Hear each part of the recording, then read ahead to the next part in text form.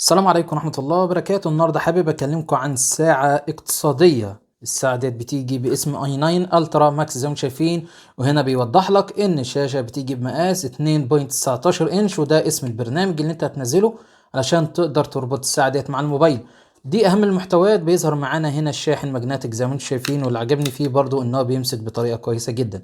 لو جينا بصينا على الساعة نفسها، فعايز اقول لكم ان الساعة هنا بتيجي بمقاس 2.19 انش زي ما احنا شفنا، ودقة الالوان بتاعتها برضو كويسة جدا، هتأدي الغرض بالنسبة لسعر الساعة ديت. لو جينا بصينا من الجنب كده، فهيظهر معانا هنا السبيكر وزرار بتاع السبورت مود بيدخلك هنا على الاعدادات الخاصة بالرياضة، وهنا دي السماعة الخاصة بالمكالمات. من الجنب التاني هيظهر معانا زرار الباور، واللي تقدر تتحكم فيه كل حاجة هنا في الساعة، وجنبه هنا المايك عشان المكالمات، وهنا زرار اللي بيقفل لك بيه الشاشة. من الخلف كده هيظهر معانا هنا السنسورات الخاصة بقياس نبضات القلب، الاكسجين في الدم، الكلام ده كله. وفي نفس الوقت انا عايز اقول لك ان مفيش اللوك الخاص بقفل الاستراب، يعني الاستراب تقدر تغيره بسهولة، وبيجي باكتر من لون ومتوفر بالوان واشكال كتيرة جدا. الخامة بتاعتها هنا من المعدن، وده اللي عجبني فيها ان الساعة ديت سعرها رخيص جدا، تقريبا هنا في السعودية من 40 الى 50 ريال سعودي، مش عارف سعرها كام في مصر بصراحة.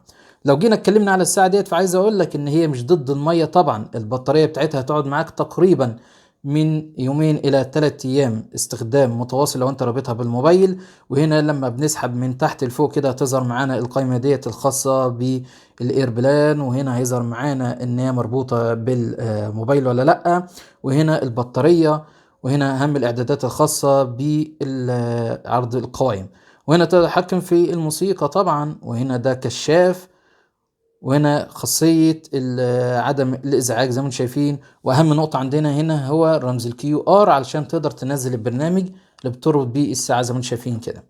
وبعد كده هنا هيظهر معانا اللغة. الساعة ديت متوفر فيها أكتر من لغة، منها الإنجليزي والعربي، والعربي بتاعها كويس لكن خطه صغير شوية. لو جينا بصينا كده سحبنا من فوق لتحت، هتظهر معانا الإشعارات اللي هي بتوصلك زي ما انتم شايفين كده. العربي بيوصل بشكل كويس جدا، والجملة اللي جات لك بتوصلك بشكل كويس.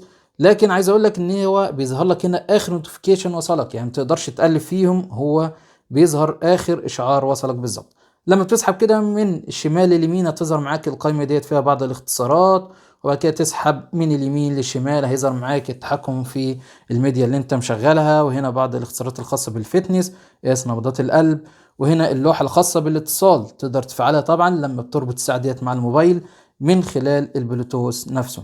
هنا تقدر تغير الصورة ديت من خلال زرار الباور ده. لما بتلف البكرة ديت تبدأ تغير الأشكال زي ما انتم شايفين، متوفر فيها أشكال، وتقدر تغير الأشكال دي برضو من خلال الابليكيشن بتاعهم.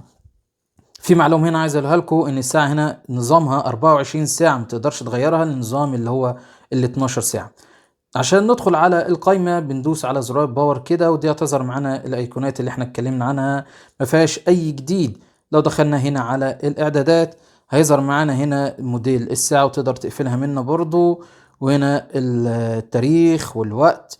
وزي ما انتم شايفين هنا كده تقدر تتحكم في بعض الاعدادات مش كلها، نقدر نقول ان هي تأدي الغرض.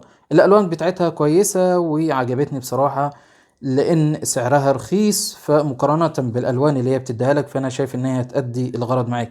زي ما احنا قلنا الساعة ديت هي مش ضد المية بخصوص البطارية، فهتقعد معاك تقريبا من يومين الى 3 ايام عمل شغل متواصل. اتمنى يكون الفيديو عجبكم، والسلام عليكم ورحمة الله وبركاته.